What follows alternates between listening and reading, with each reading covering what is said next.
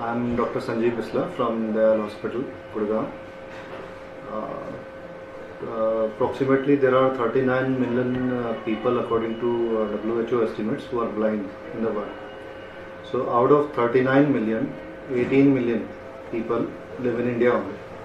And fortunately most of the causes of blindness are curable. Approximately 80% we can cure with various methods depending upon the reason of blindness. Cataract in India is a major cause of blindness, accounting for approximately 50 to 70% cases of blindness.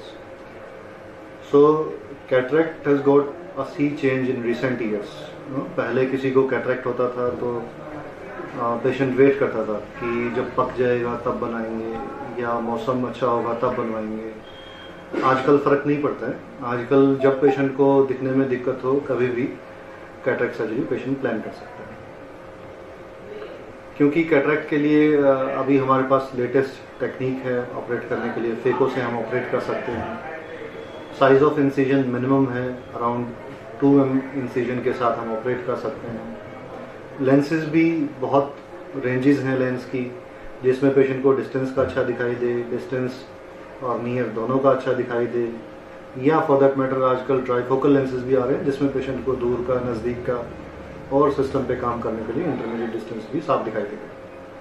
So for those reasons we tell patients कि जब आपको आपकी quality of life, quality of vision effect हो, चाहे vision बेशक 6/6 हो, आप cataract surgery consider कर सकते हैं। अब आते हैं जो दूसरा कॉमन कॉज है जो कि साइलेंट थीफ ऑफ विजन है, ग्लोकोमा। तो unfortunately glaucoma is a disease which is very poorly understood and very poorly recognised in population. अब आप देखिए अराउंड 10% लोगों को ही मालूम होता है कि उन लोगों को ग्लोकोमा है। तो 90% लोग ग्लोकोमा के पॉपुलेशन में ऐसे ही घूम रहे होते हैं जिनको कि प्रॉपर इन्वेस्टिगेशन की ज़रूरत है, जो ग्लोकोमा डायग्नोज कभी होते ही नहीं। So for that reason glaucoma ऐसे बोलते हैं कि पेशेंट आता है 40 ईयर्स के बाद, हम बोलते हैं कि आपको ग्लोकोमा है। यूजुअली पेशेंट रिएक्ट्स कि डॉक्टर साहब मुझे तो फर्स्ट क्लास दिखता है, मुझे ग्लोकोमा कैसे हो सकता है। तो ग्लोकोमा इज अ डिजीज जिसमें हमारी ऑप्टिक नाव, हमारी नस जिससे हम देखते हैं टिपिकल पैटर्न में इफेक्ट होना शुरू हो जाती है, फिर हम पेशेंट को बोलते हैं कि आपको ग्लोकोमा है। तो जब हम पेशेंट को इन्वेस्टिगेट करते हैं तो पेशेंट का प्रेशर कई बार ज़्यादा मिलता है, जो पेशेंट का विजुअल फील्ड है वो भी सिकुड़ा हुआ मिलता है, टिपिकल पैटर्न में डैमेज्ड मिलता है, कम मिलता है। उस पेशेंट के ऊपर हम फर्दर कुछ इन्वेस्टिगेशंस के बाद लेबल कर देते हैं कि आपको प्राइमरी ओपन एंगल ग्लोकोमा है या किस टाइप का ग्लोकोमा है, किस वजह से ग्लोकोमा है। Usually patient are above the age of 40 years. कई बार पेशेंट हाइपरटेंसिव भी होते हैं, डायबिटिक भी होते हैं, फैमिली हिस्ट्री भी होती है ग्लोकोमा की, या फॉर दैट मैटर मायोपिक भी कई बार मिलते हैं, मतलब माइनस का नंबर उनका दूर के लिए रहता है। तो अब glaucoma is a disease which is very poorly understood as I explained earlier. तो it has to be diagnosed early and started treatment early, क्योंकि जो डैमेज ग्लोकोमा में पेशेंट का विजन का हो जाएगा उसको हम किसी भी ट्रीटमेंट से, किसी भी मेडिसिन से या सर्जरी से वापस नहीं ला सकते। So once the vision because of glaucoma is lost forever. So the aim of treatment is to diagnose early and start treating early so that we don't lose the precious vision. So once the patient is a non-case of glaucoma, we start patient with various medications. Aim of treatment is to reach the target pressure of that particular patient. Target pressure matlab it depends upon the type of or the stage of glaucoma that the patient is in. Suppose the patient has got advanced glaucoma, so maybe the target pressure would be to reduce the pressure of eye approximately 40-50%.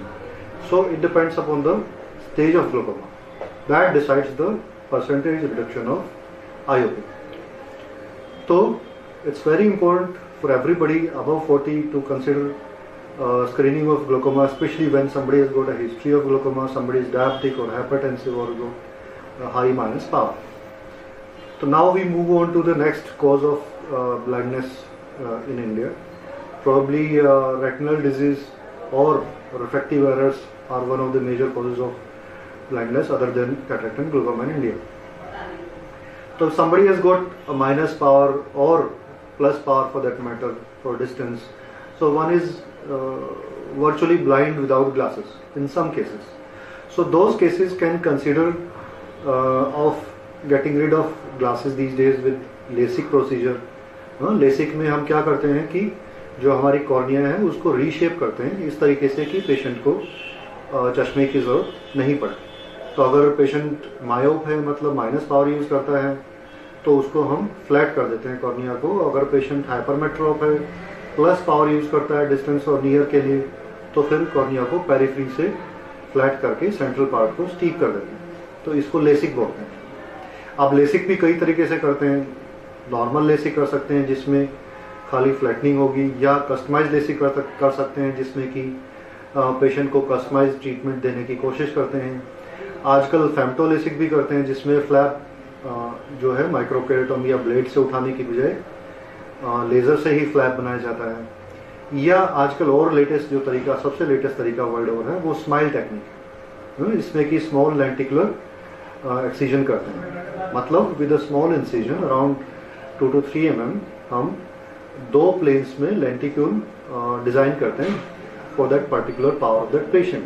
उसको फिर हम उस incision से निकाल देते हैं, तो उससे पेशेंट का पावर न्यूट्रलाइज हो. दिस इज द लेटेस्ट वे. लेकिन इसमें ये है कि पेशेंट का पावर स्टेबल होने में, विजन स्टेबल होने में अप्रोक्सीमेटली 3 months लगते हैं. That is the only problem with this technique. Otherwise smile is a very good technique. Retinopathy and ARMD which are the फिर से अच्छा. Now the next common cause that is left for decrease of vision or blindness is diabetic retinopathy. Diabetic patients में हमारी retina के ऊपर क्योंकि blood vessels की porosity बढ़ जाती है, लीकेज ज़्यादा होती है, तो खून और पानी का रिसाव पर्दे पे अक्सर इकट्ठा हो जाता है. अगर उसको हम टाइमली डिटेक्ट कर लें तो हम उसके जो फर्दर डैमेज रेटिना में उसकी वजह से होता है उससे बच सकते हैं. So the key is to get oneself examined. Every diabetic patient must be examined annually. और पेशेंट यूजुअली सोचते हैं डॉक्टर साहब मेरे तो शुगर अच्छे से मेंटेन्ड है, 100 के करीब रहता है, फिर मुझे डायबिटिक रेटिनोपैथी कैसे हो सकती है?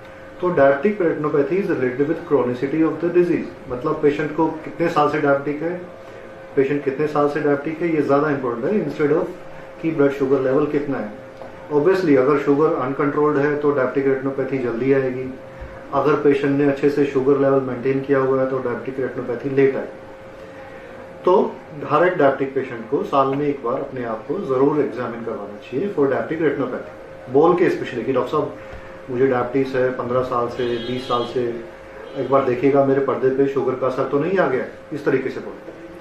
So the next cause for blindness world over is ARMD. In fact in developed countries this is a very common cause, in fact the most common, one of the most common causes. तो ARMD is age related macular degeneration. जो हमारे पर्दे पे देखने वाला बिंदु जिससे हमारा सेंट्रल विजन रिस्पॉन्सिबल होता है उसको हम मैक्युला